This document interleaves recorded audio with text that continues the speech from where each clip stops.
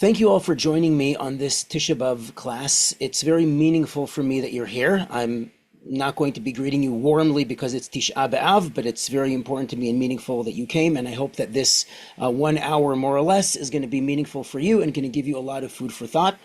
What we're going to be covering in the next hour or so is archaeological discoveries and stories and pictures and paintings related to the 3 weeks, which begin on the 17th of Tammuz, Shivasar B'Tammuz, and ending today on Tisha B'Av, the 9th of Av, and also other stories that relate to these discoveries and relate to the topic of the day in all kinds of interesting ways. So join me for this 1 hour long journey. And before we begin, I just want to mention that however it is you're viewing this, if you're viewing this on YouTube or in other places, I'm going to be adding links, references, blogs, information to anything that I mentioned throughout the class.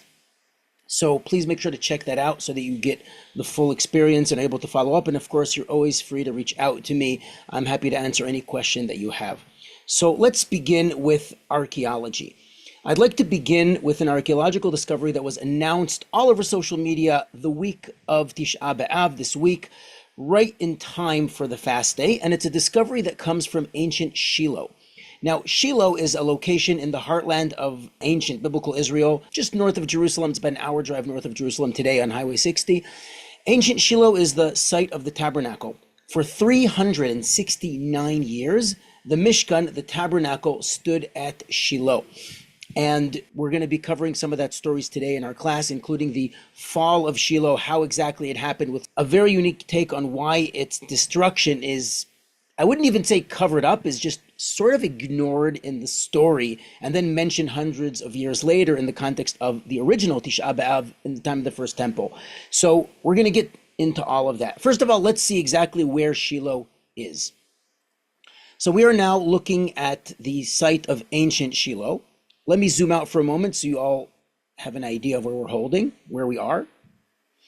This is the map of the land of Israel. Of course, we're looking at it from Google Earth, but we're looking facing north. So Jerusalem is here in red. That's going to be something we're going to talk about at the end. And moving up north, about an hour on Highway 60, which you can even see from the air, we're passing by Shiloh. Now, biblical Shiloh is this mountaintop that looks a little bit cleaned off, and that's because of the archaeological site, the archaeological digs. It's a very important site. There's ongoing excavations there, which is, of course, how we're going to start this class. We're going to talk about what they found. Right next to it, adjacent, is modern Shiloh. And the synagogue in modern Shiloh, it's just a fun fact, is designed to look like the tabernacle at Shiloh, which is a hybrid between a stone building and a tent. So it's not the traveling tabernacle. It's not the Mishkan of the desert, of the Midbar. And it's not the temple. It's not the Beit HaMikdash in Jerusalem. It's a hybrid. It's an in-between, which means while we've been here for hundreds of years, it's not the permanent resting place. It's just temporary, even though it's built in stone. Okay? Now, here's the location to the north of the site where we believe the tabernacle actually stood, the Mishkan actually stood. And if you look straight ahead, I mean, it's really to the west, this highway goes all the way to Petach Tikva, Rosh Ha'ayin, or the Antipatris fortress, Mivtzav Antipatris, which locals all know, which is where a major battle happened associated with the destruction of Shiloh. So we're going to be getting into all that very soon. This is the site where we believe the Mishkan stood, and this little structure in the background, it's actually not so little, is the multimedia center, visitor center, where there's a movie about Shiloh and the whole story, and there's a lot to do here and to see here in general. And Tu B'Av, which is in a few days from now, is a major celebration which biblically is related to Shiloh. The women would dance in the vineyards and so on. And so they do a lot of celebrations and concerts throughout the country. Here in Shiloh is definitely a place to be. I have some very fond memories of Tu B'Av here in Shiloh as a teenager.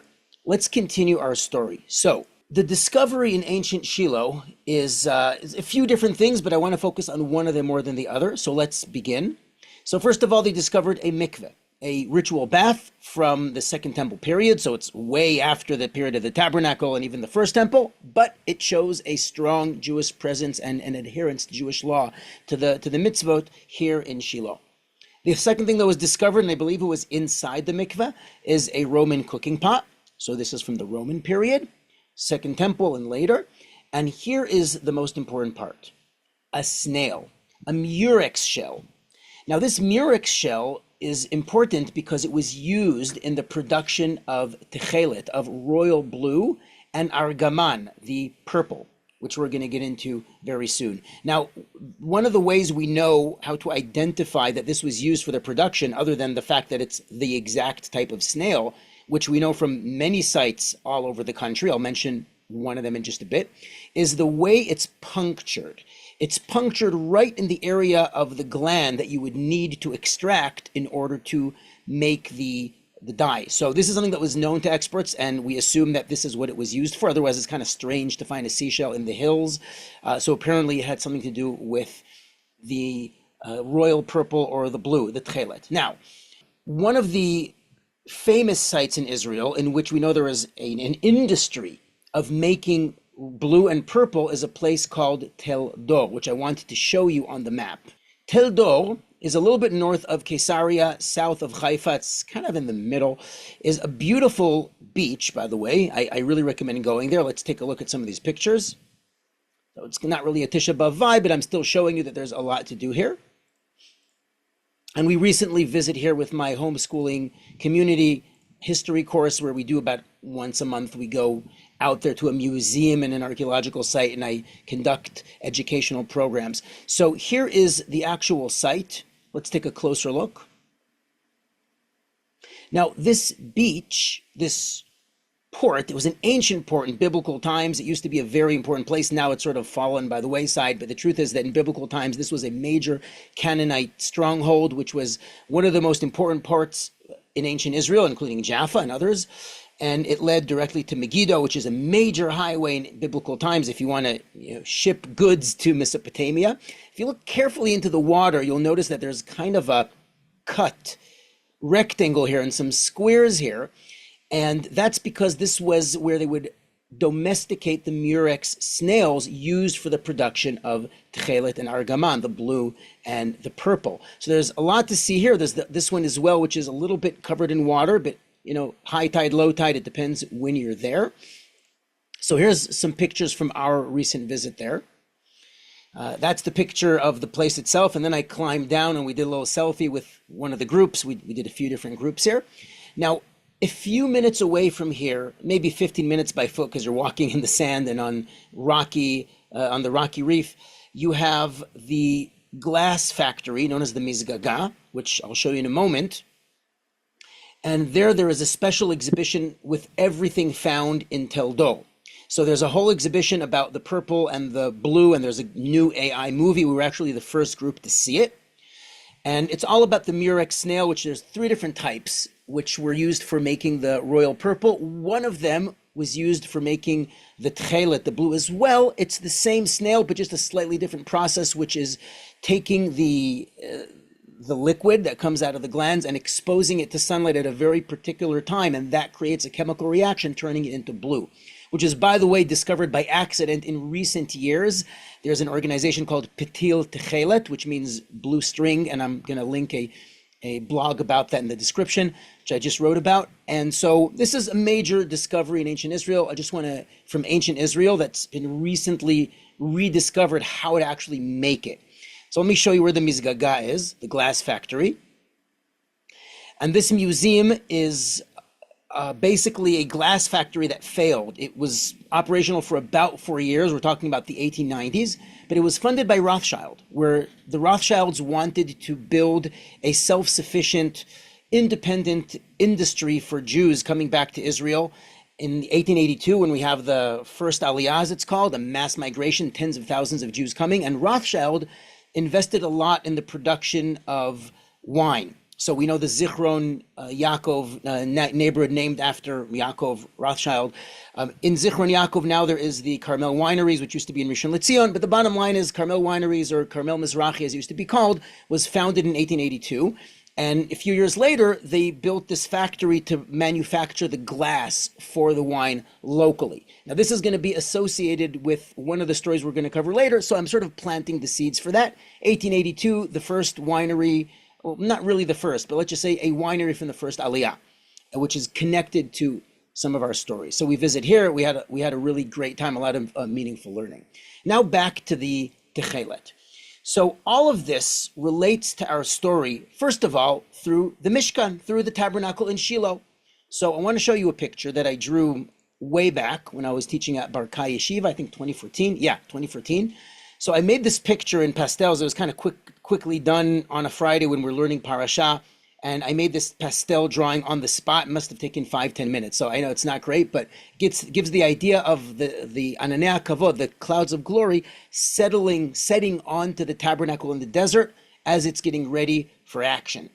Now, in the tabernacle, in the Mishkan, we have various mentions of Tchelet and Argaman, which I quoted just one of them here, but there are many. The entire production of the Mishkan involves blue, purple, and also crimson and other sorts of designs and very precious materials.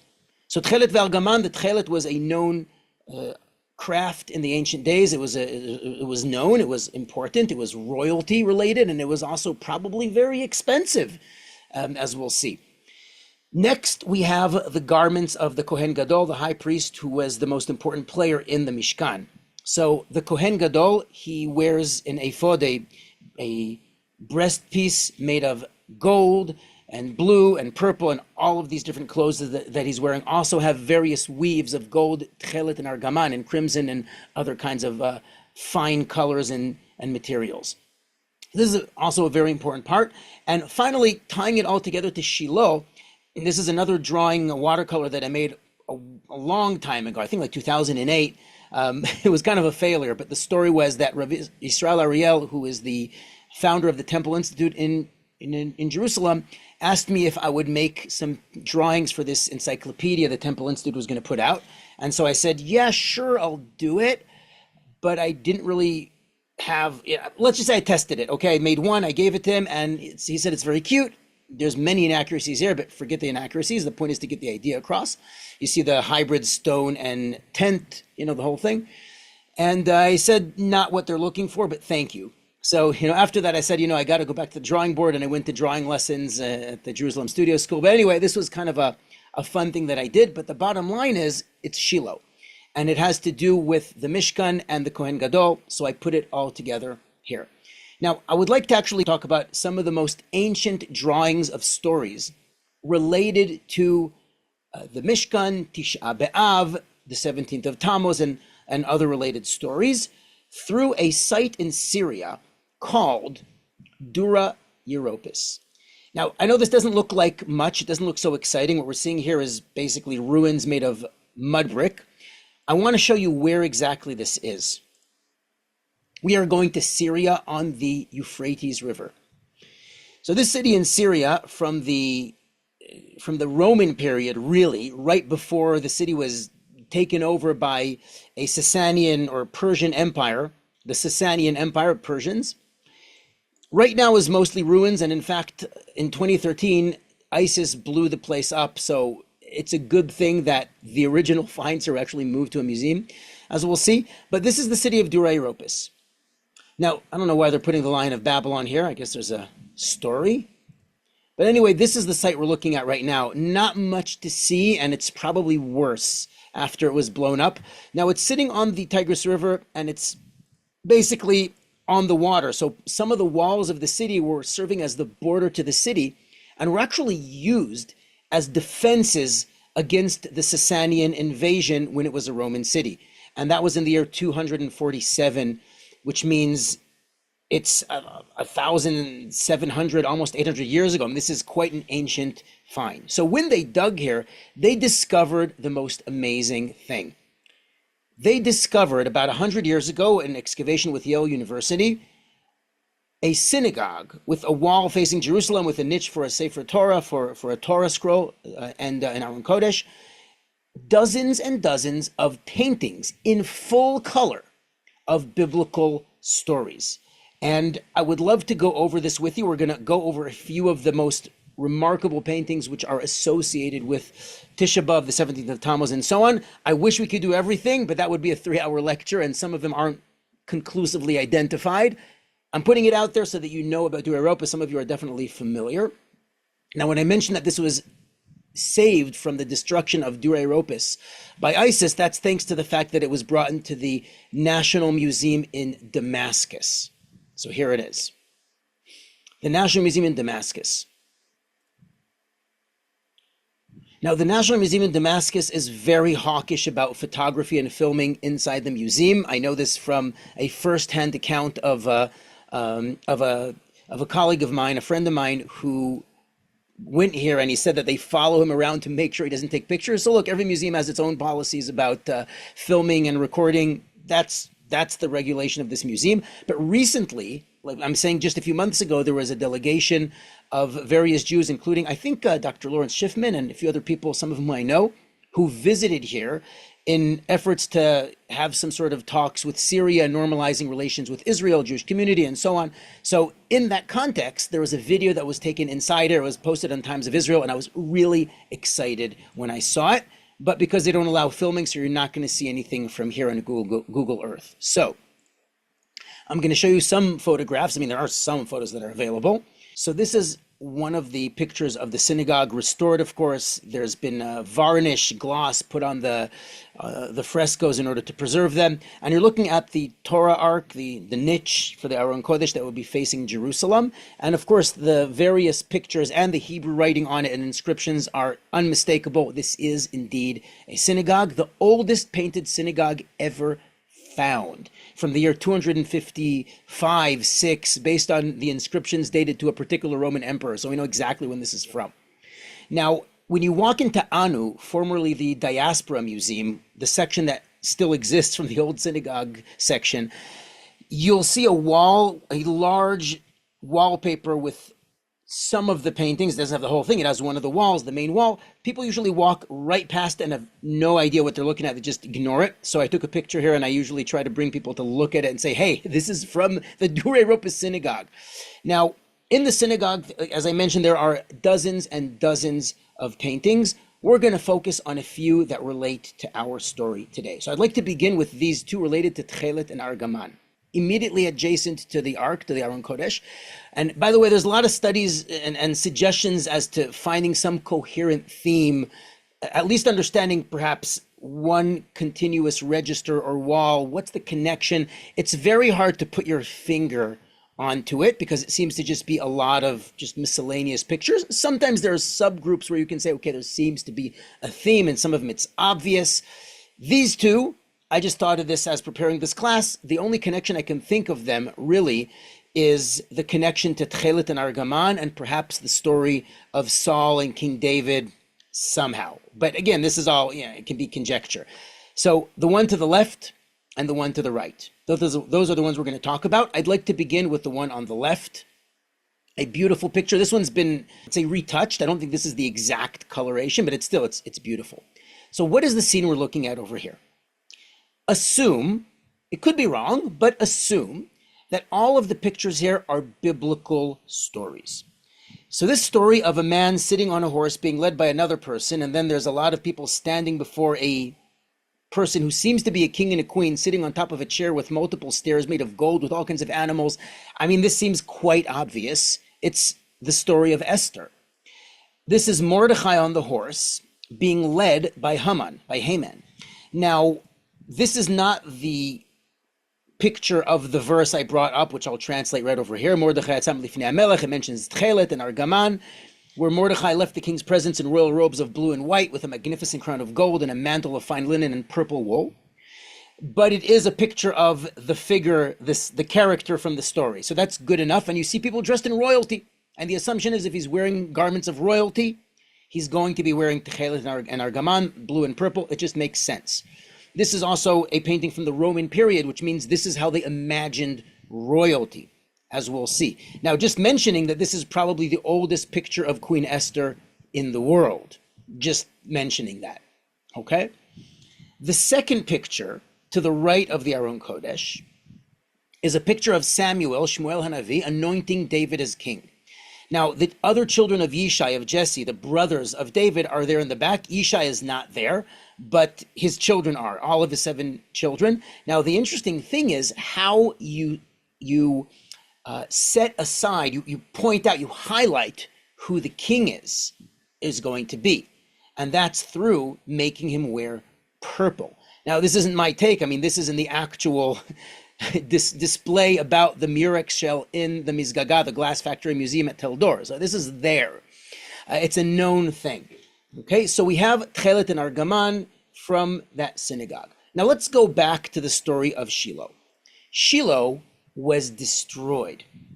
Now, the destruction of Shiloh is almost covered up. It's barely mentioned. And this is a question I've had for a very long time. Why is it that at the actual time of the story, in other words, in the book of Samuel and Shmuel, when the ark is taken out into battle against the Philistines, which we'll get to in a few moments, and the high priest, Eli, dies, there is no mention of what happens to Shiloh. It's just sort of assumed that it's destroyed, and you sort of read between the lines that the Philistines came in and caused destruction, and they're controlling the area, but it's not mentioned.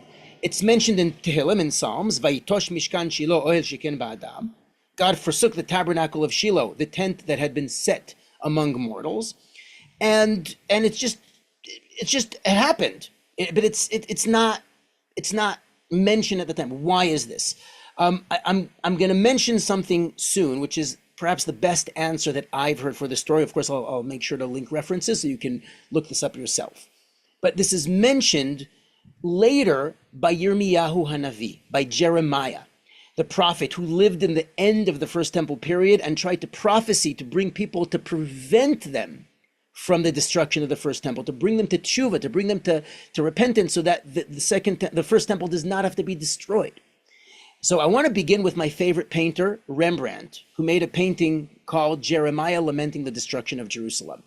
Now, Rembrandt, who lived about 400 years ago, lived near Jews. He made a lot of Jewish-themed pictures, not just biblical. He wrote in Hebrew. So we really like him, and I can't appreciate him enough. It's just an amazing portrayal here in general of Jeremiah. Look, the sadness. He's sitting there, he's lamenting, and he knows there's nothing to do. There's no one to talk to. It seems like there's a fire in the background. He talks and nobody listens. So he mentions, I have the Hebrew below here, but I'm going to read the English. Just go to my place at Shiloh, where I had established my name formerly, and see what I did to it because of the wickedness of my people Israel.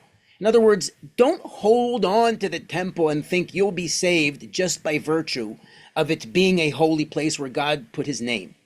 It will also be destroyed because you have to do what's right. And therefore, later on, he goes on, he says, therefore, I will do to the house that bears my name, on which you rely, and to the place that I give you and your ancestors, just what I did to Shiloh. And people don't believe him. They don't want to listen. Now, I want to take us for a moment, before we continue about Yirmiyahu, Jeremiah, and the destruction of Shiloh, to the Sistine Chapel in Italy. And I'll show you why in just a few moments. In the Sistine Chapel, which was painted by Michelangelo, but there's also paintings by Raphael, all the big Renaissance painters, the Ninja Turtles, if you will, famous paintings like The Creation of Man and others. There's also the Apostolic Church, where you have the School of Athens and other things that are, I'm just seeing them here.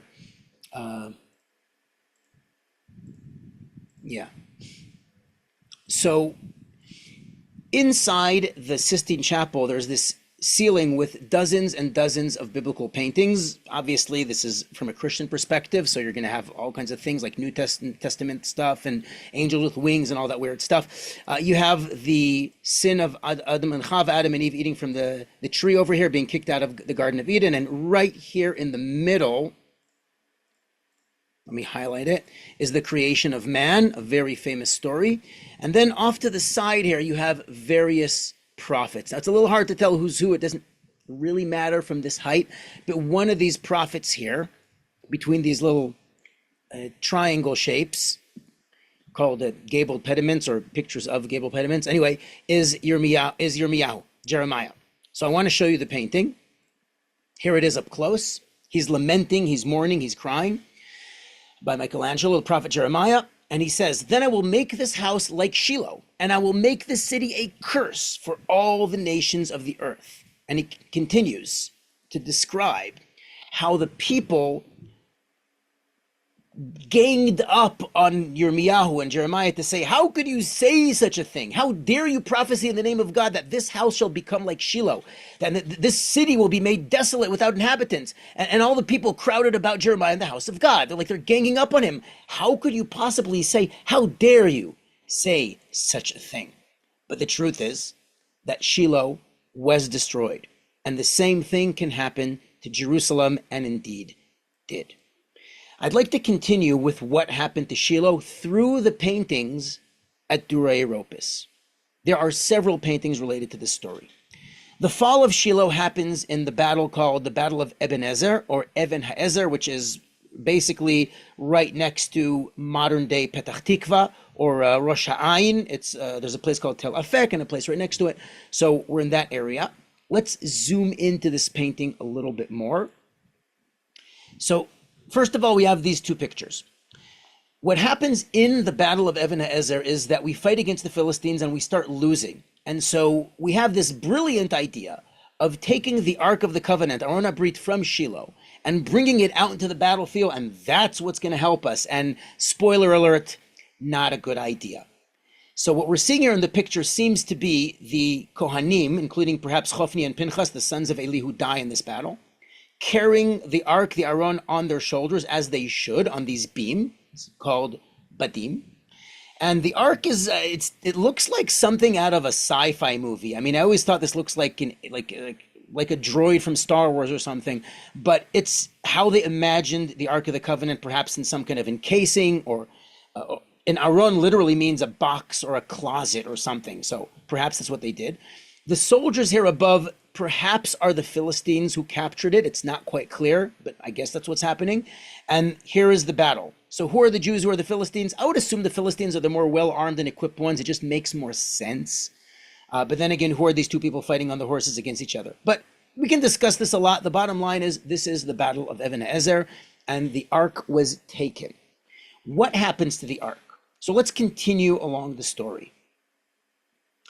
The Ark makes its way into the major Philistine cities along the coast. It goes to Ekron, it goes to Gat, it goes to Ashdod. And in Ashdod, and later on in the other places it travels to, the presence of the Ark in the temple of Dagon, the Canaanite or Philistine grain god, not the fish god, I know it's tempting to say fish god, it's Dagon from grain, it is destroyed. The statue of Dagon collapses, falls down, and breaks. That's what you're looking at over here. It's the broken statue of Dagon with all of these various vessels that are here in the temple.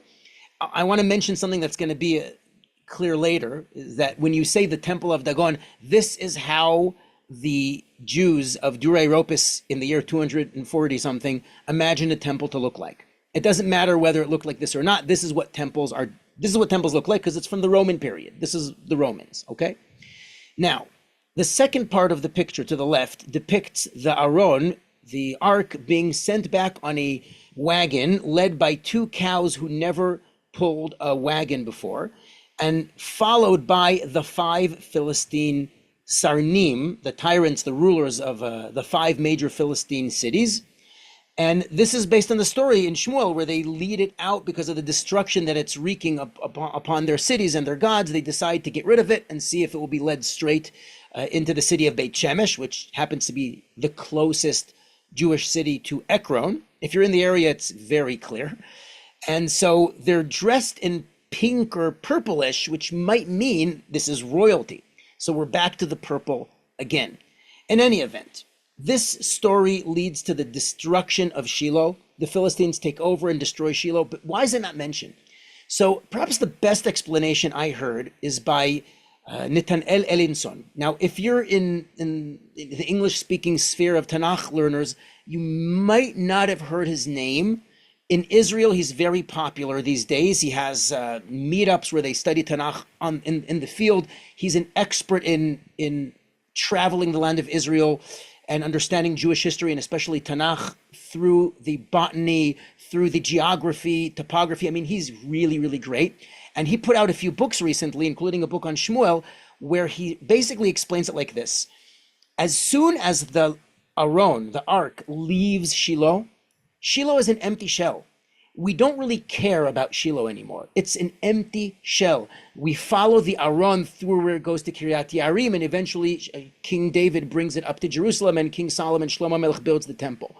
What happens to the Mishkan? The Mishkan is sort of there. It moves to Nov and Giv'on for 75 years, but it's basically an empty shell. It doesn't really matter. So it's not like you did, the Mishkan wasn't really destroyed in a sense, but rather it was emptied out before it was destroyed. And when it came to finally be destroyed, you're destroying a physical shell, but it's already gone with the departure of the Aron. This is in a nutshell. He has more details, but it's the best answer I've ever heard on the subject.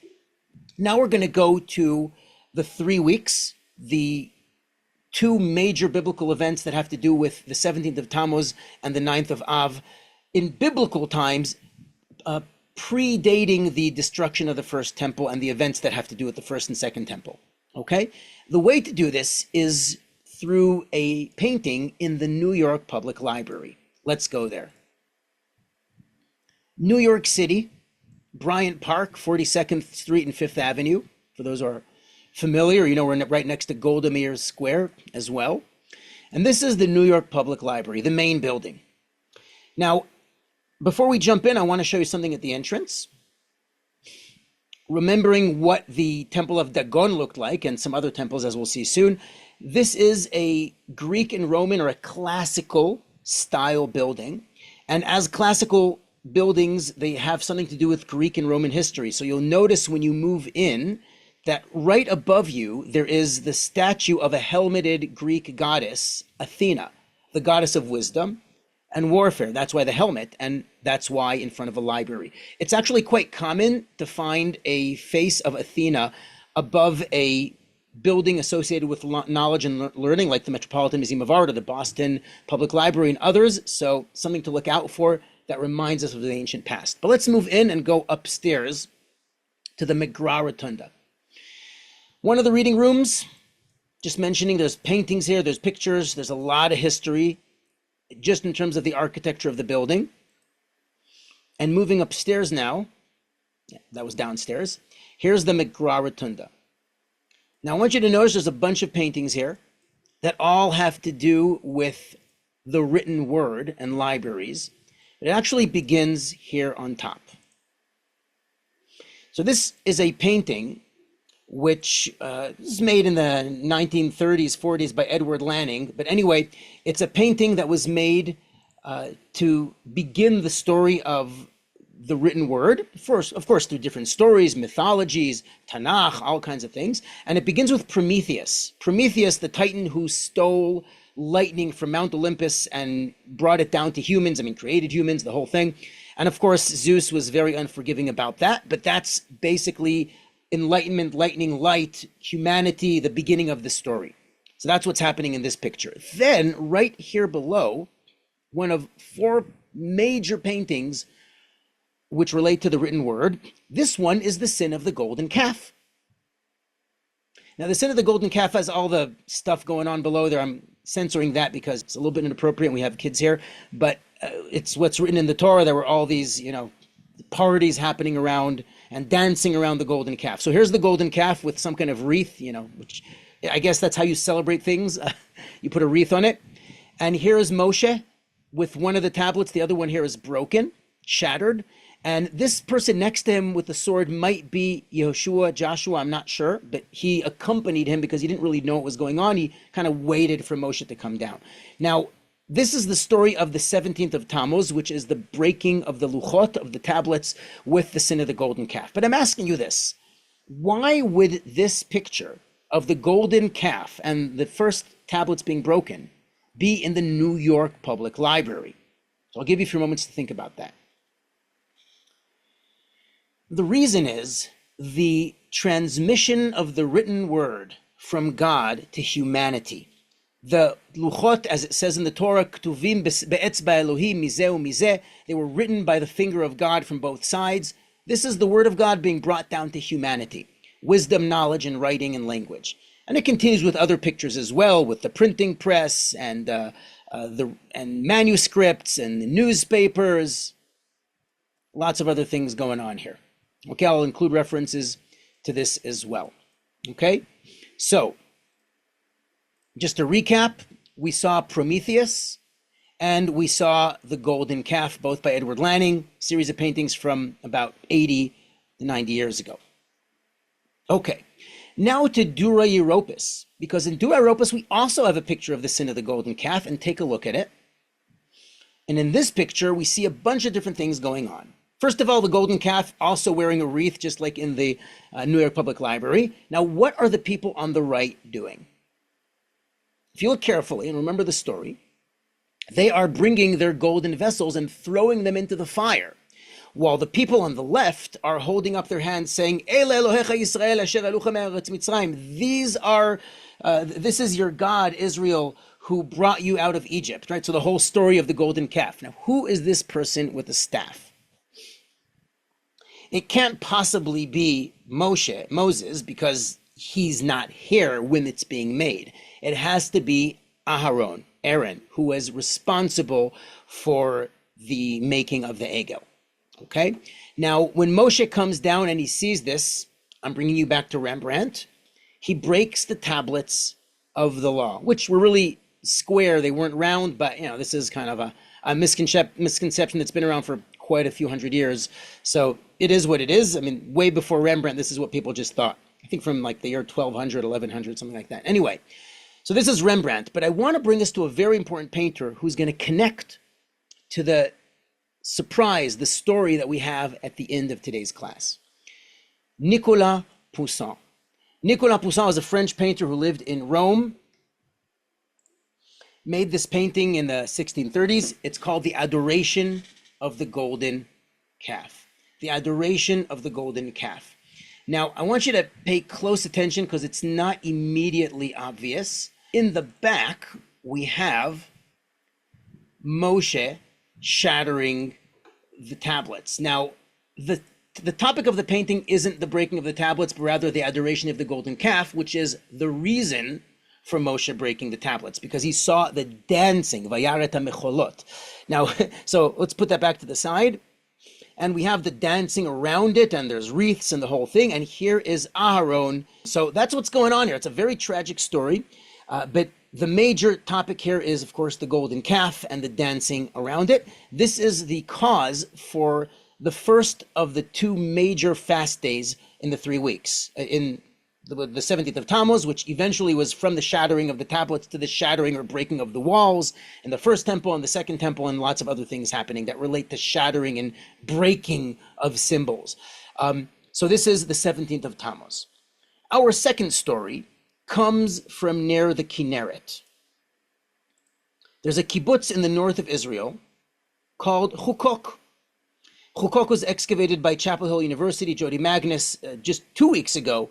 They announced that one of these mosaics is going to be on public display in Ginosar for the first time, and the rest of it will hopefully be available on site in a few years. But this takes preparation to turn an archaeological dig into a visitor center. So, if you have a few $1 million to donate, that'll definitely help.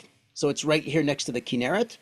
And one of the beautiful mosaic pictures that were found is this, the spies, which is Tisha B'Av.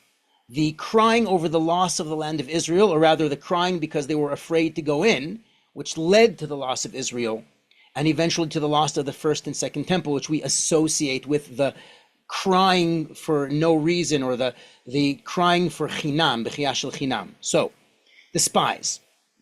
So let's take a look. First of all, connecting us back to the winery and the first Aliyah, and where we found lots and lots of snails for the production of blue and purple, Teldo, the Carmel wineries, founded 1882 by the Rothschilds.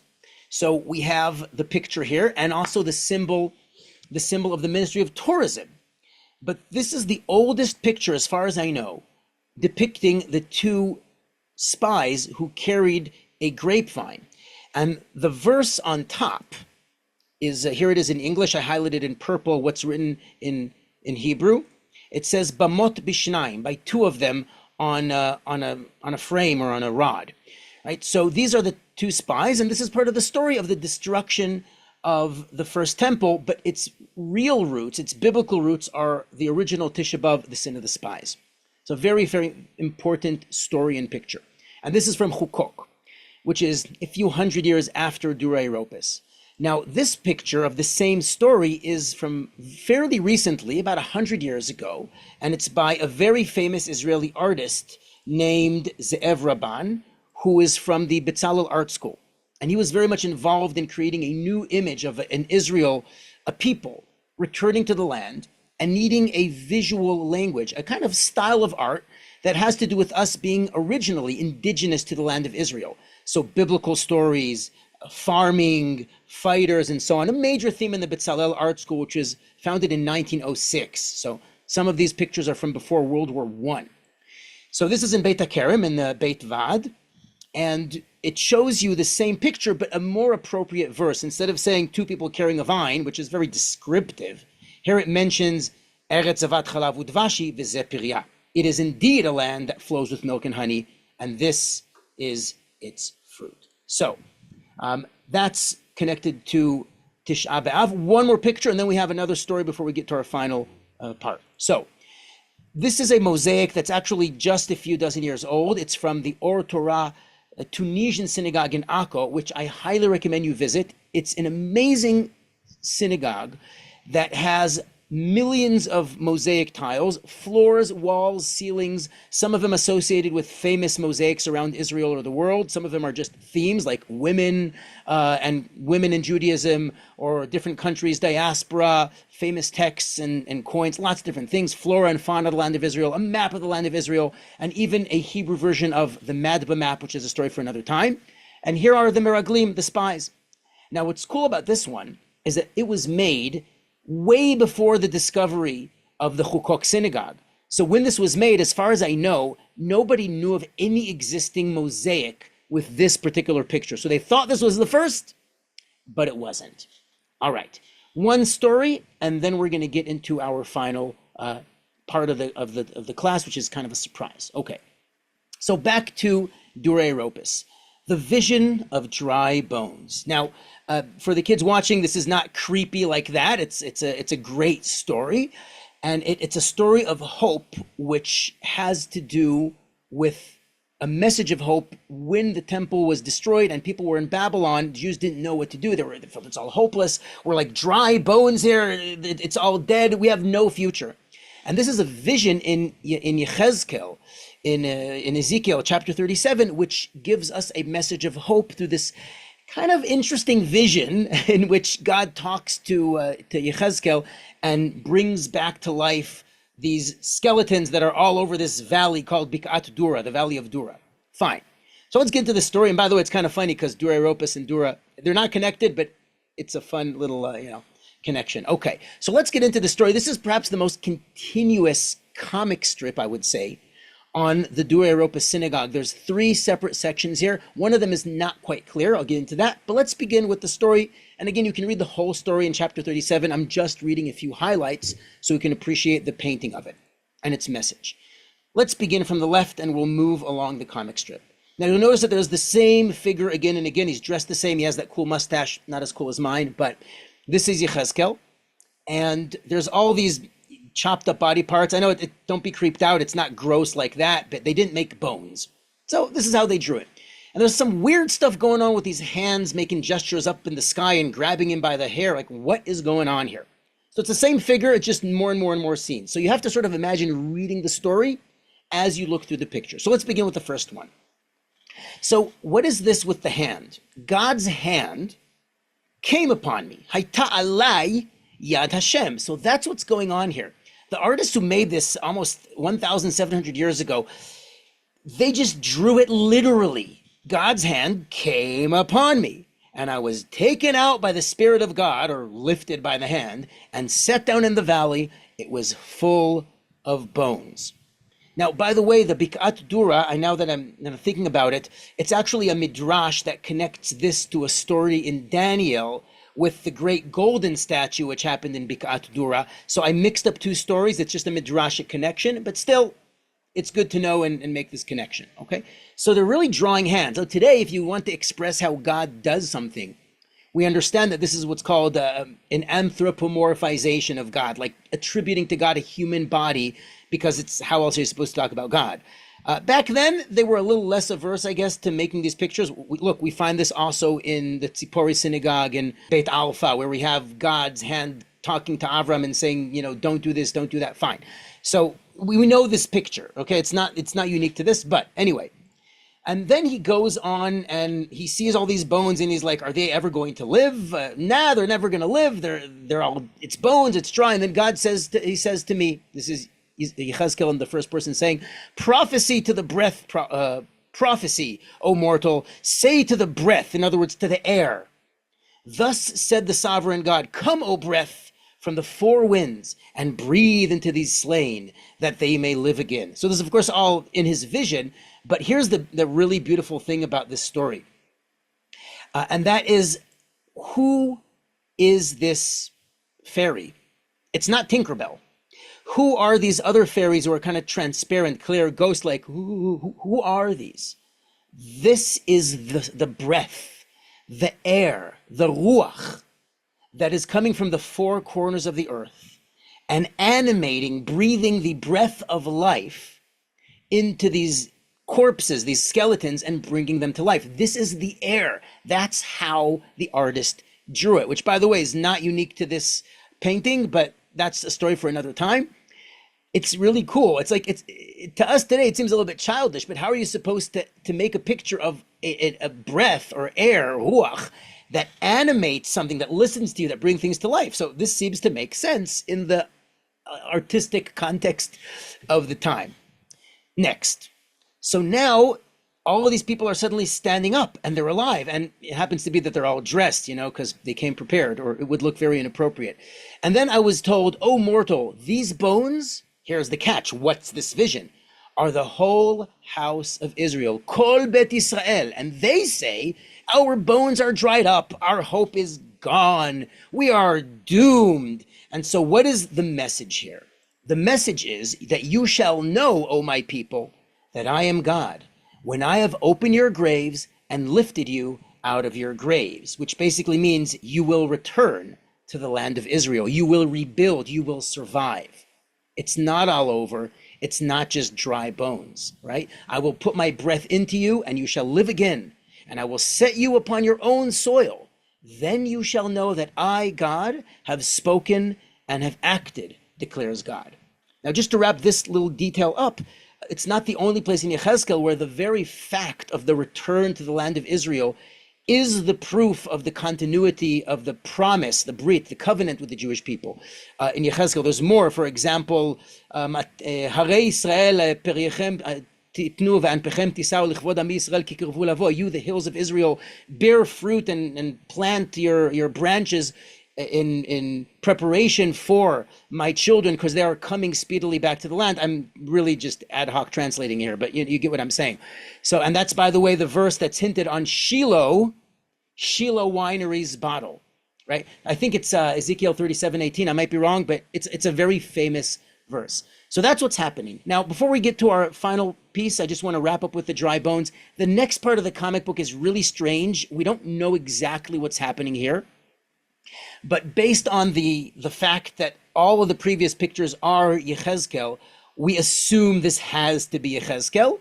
And so it's understood as Yechezkel, just an earlier verse from Yechezkel 9 about people who are approaching some sort of bronze altar in the picture, and there's 6 people and they're holding their weapons. Okay, that's a story, a different part of the story. I don't know why it's here. We can discuss this at another time.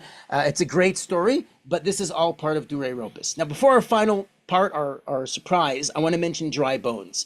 Yaakov Kirshen's Dry Bones comic book, which I grew up on. My parents have comic strips from Dry Bones hanging up in front of their wall. I mean, some of you know this, some of you don't, but Dry Bones is using the story of Yechezkel to say we're back here in Israel and dealing with contemporary issues through political satire. So let's just read a few of these so you'll be familiar with them. But this starts in the 1970s, 73, right after Yom Kippur War. So the comics went from 1973 basically until 1925 when Yaakov Kirshen, of blessed memory, passed away. So here this one says, after abandoning us to our fate, they'll never forgive us for winning. This is dealing with Israel back on its land. Its dry bones come back to life. Here's another one. What concessions did we get from Iran? A promise to talk. That's something, true, but not something good. Now, this is a very old one, right? This is from 2012, very relevant to today. Here's another one. On Yom Kippur, we ask the Creator to forgive our sins. That what the world won't forgive are our successes. And finally, and again, unfortunately, very relevant to today, we Israelis no longer lose any sleep over whether a U.S. president will pledge to defend Israel and protect Jerusalem. What keeps me up nights these days is the possibility of an Israeli prime minister who won't. So again, this is dry bones. Okay, our final part of the class today, the lost painting of Nicolas Poussin, the same guy who made the Adoration of the Golden Calf. 1626, exactly 400 years from today. In the past, 400 years ago. Now, the story all has to do with the destruction of the Second Temple in Jerusalem, 70 CE. And before I get into some details about the painting, I want to take you to one of the most important archaeological discoveries related to the Second Temple, famous worldwide, and directly related to this painting and where and when it was painted. I'm talking, of course, about the Arch of Titus in Rome. We see the Colosseum in the background. This is the Roman Forum, basically the center of town from the Roman period. And right here in the Via Sacra, the sacred pathway, is the Arch of Titus. Let's take a closer look. Now, I'm assuming everybody knows what the Arch of Titus is, so I'm just going to say a few words about it to anchor us, but not too much detail. The Arch of Titus is a victory arch, which was actually made by Titus's brother, Domitian, commemorating the victory march into Rome with the spoils of war from the destruction of Jerusalem by Titus, who was the commander of the 10th Legion, who destroyed Jerusalem. So here's Titus on his horse. Let's make some arrows so we can follow along. There's Titus on his horse. There's a winged Nike, goddess of victory, over there crowning him. And here is his quadriga, the 4 horses. So this is the victory march. And facing him is the very famous picture of what we now know. We used to not know who these people were. We now know are Roman soldiers who are carrying the golden menorah, the showbread table, and the trumpets, and perhaps here, at least based on one of the 3 signs, the Torah, based on Josephus. So let me show you the picture in color. This is a study by Yeshiva University and my mentor and professor, Stephen Fine.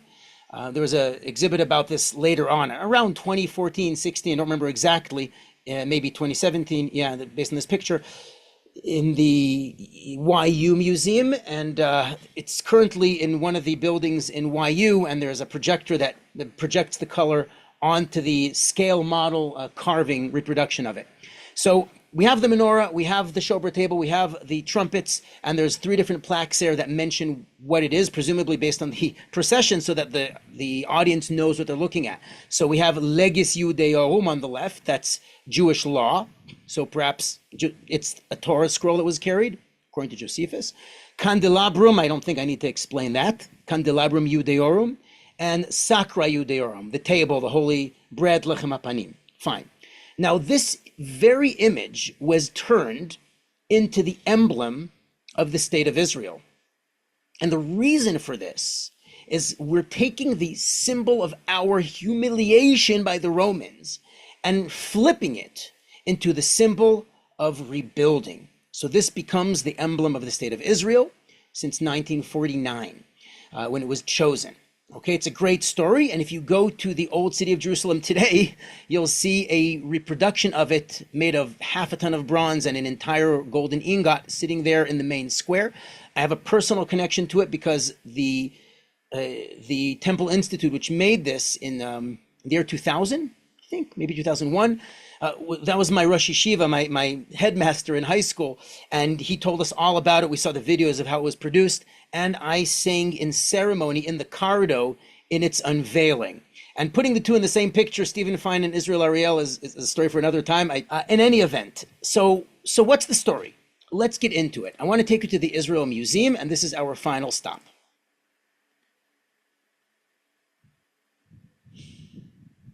in the Israel Museum's European paintings, just so you see where we are. If you're familiar with the Israel Museum, we're right past the Impressionist paintings. This hallway goes to Impressionism, and you come up here next to the Rothschild. Here we go again. Rothschild keeps on cropping up. Period room, and here's the painting. The painting today is on this wall. Things move around a little bit. Anyway, so this is the missing painting of Nicolas Poussin. It went missing for about 300 years, was rediscovered only about 30 years ago, and it has an amazing story, which I want to share with you. And I do want to thank and acknowledge the late Rabbi Dr. Jonathan Sachs, Zichrono Livracha, who brought this up in covenant and conversation for Pinchas, the lost painting. This is how I know about it, and then I sort of picked up the thread and studied and prepared this for tours that I do in the Israel Museum. So let's talk about this painting. What's the story? Here's one of my public tours where we're looking at it and we're talking about the story. Well, so let's get into it. The first thing I want to point out about this painting is when it was made and who made it. Very basic details. The destruction and sack of the Temple of Jerusalem, Nicolas Poussin, 1626, painted in Rome. Now, this painting was commissioned by the Italian Cardinal Francesco Barberini as a gift for another cardinal in France, which has something to do with geopolitics and war at the time. We'll get to that. The topic he chose is the destruction of Jerusalem. Now, we're going to get into several details here, but I want you to notice the first thing. What is this building? Let's highlight it in the background. Does it look to you like the temple in Jerusalem? Now, Nicolas Poussin was not Jewish, and he didn't have, I guess, knowledge of Masechet Midot, an entire tractate in the Mishnah that deals with the proportion and the structure of the temple, which is how we come to the pictures that we know what it looked like today, like Herod's temple, the second temple. But this is what a Hellenistic or classical temple looks like. Just like in Dura, Europos, they did the temple of Dagon, and as we'll see, other pictures as well. So this is just a typical Roman menorah. I mean, I gave a typical Roman temple. Now, this is not unique to Nicolas Poussin making this mistake. I want you to see the painting of Solomon's temple, first temple from Dura, Europos. And look at that. Besides the fact that it's covered with all these pictures and figures, which is, of course, widely discussed, look at this. It looks like the Parthenon. It looks just like a classical Greek and Roman temple, because this is what temples are understood, assumed to look like at the time. Okay? It's an amazing thing. But what did the temple actually look like? You all know this painting. This one is by the Temple Institute, but you all know paintings like this. But these are based on Masechet Midot, Tractate Midot in Seder Kodashim. So the second temple, which was just a brief recap, was built by Zerubbabel in the Persian period and Ezra and Nehemiah, upgraded by the Hasmoneans and expanded by King Herod for its last 100 years and brought to the magnificence of what it is in our mind. I did a summer camp 2015 in Vacation Village Day Camp, VVDC, where we did this 2-week-long project across all the different age groups where we studied Masechet Midot and studied the temple. And we made this massive cardboard model of it, which is a lot of fun. Everybody here took great pride in the story. So here we are, the various ages, painting, measuring, putting it together, collaborating. It was really a fantastic activity. And here we are at the end in the synagogue discussing what it means and discussing Tisha B'Av and the whole thing. Fine.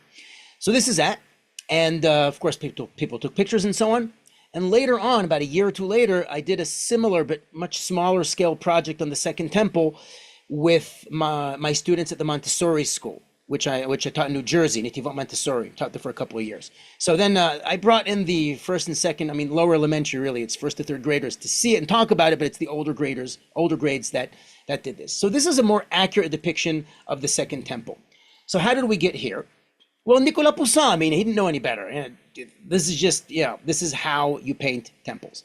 Now, there is only one indication in the entire painting that this is the temple in Jerusalem. And that, ladies and gentlemen, is the menorah, which seems to be just like the menorah in the Arch of Titus, which the artist saw. So What's the story? Well, let's begin, but first before we get into the story of the menorah, I would like to get into the story of the painting. If you look at the perspective, the lighting, the angles, the spotlight is telling you who is the most important figure in the painting. And who is it? Well, he's the person who is on his horse, this guy. It's very clearly who the person is.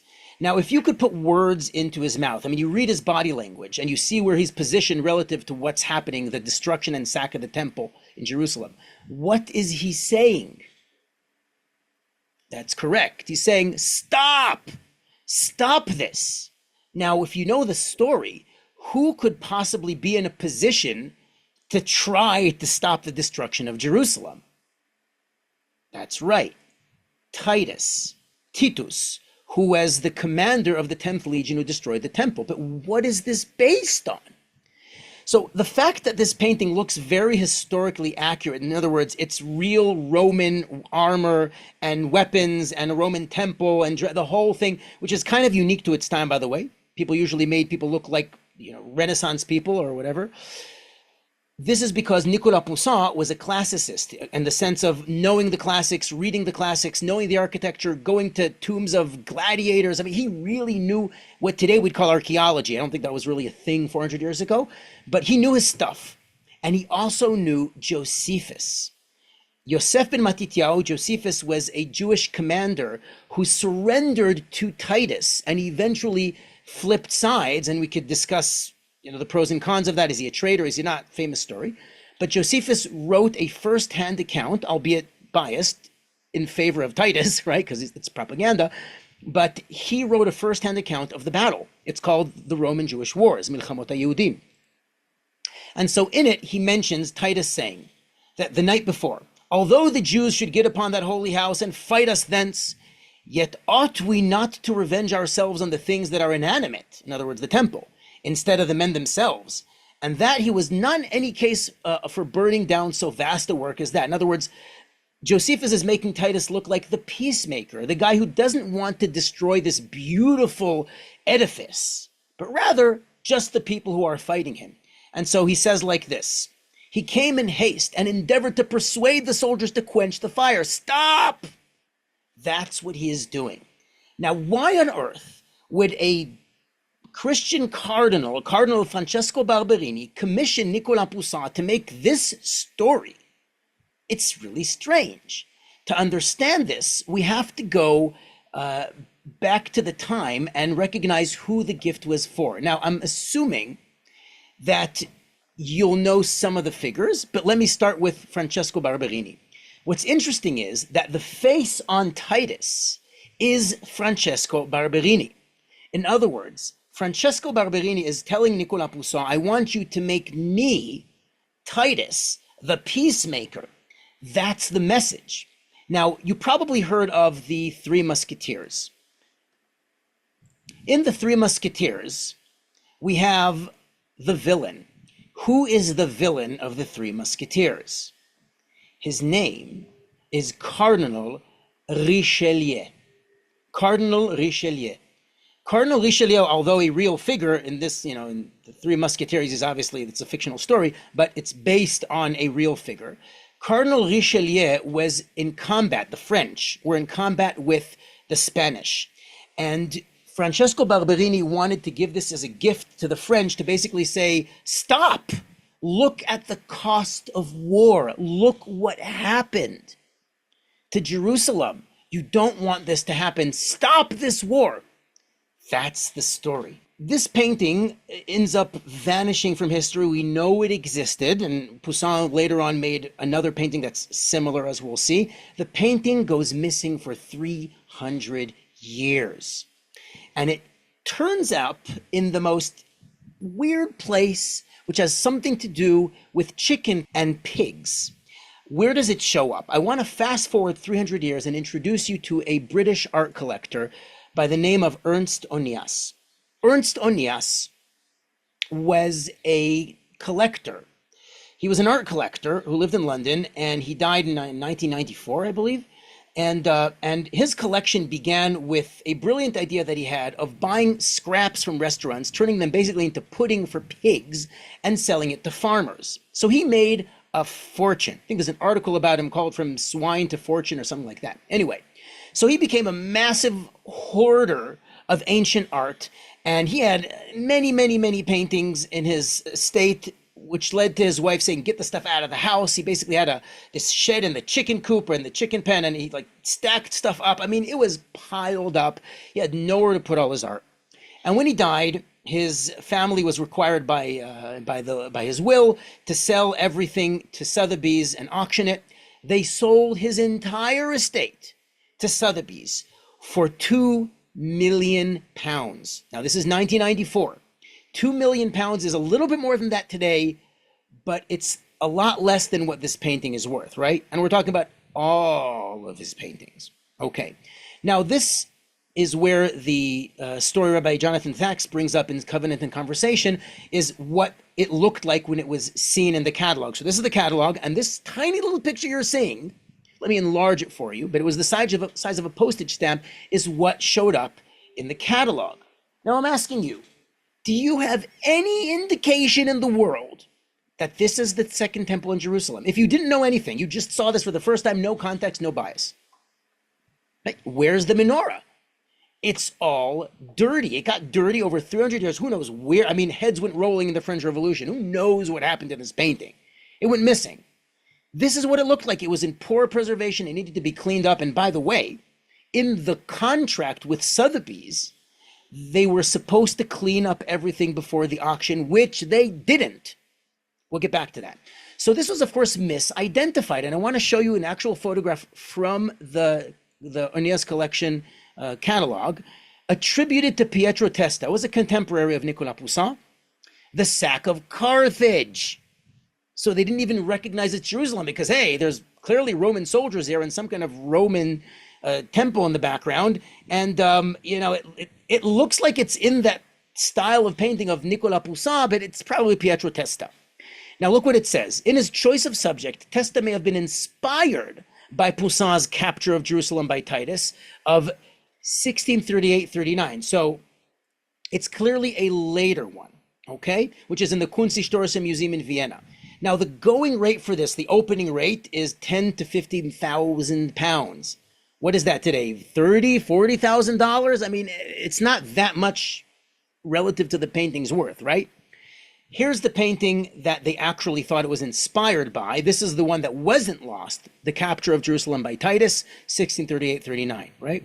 Okay, so how was the painting identified? Well, at the time, there was a gallery called Fox and Hazlitt and something in London, which was run by Sir Dennis Mahon, who was about 100 years old, or maybe he lived to be 100. I don't know if he was 100 at the time. In any event, he was a world expert in Nicolas Poussin, and he had a hunch that this is the missing painting, despite the fact that you could not see anything here that indicates that.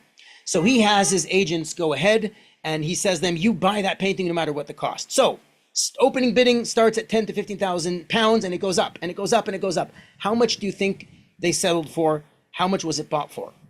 Long story short, 155,000 pounds. What is that, like $300,000 today? Maybe? That's what it went for. He sent it to the Louvre for restoration.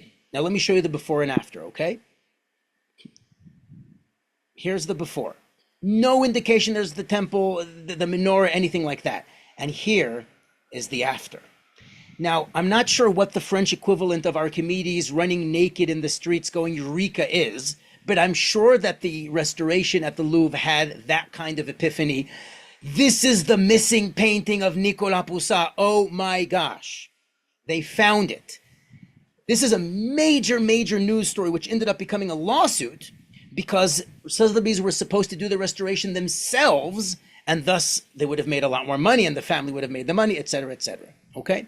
So yeah, they sued Sotheby's, but first, before we get into the suit, how much was it sold for? So the painting was sold for £4.5 million to who? somehow related to the thread that's been going throughout this class, which is Rothschild.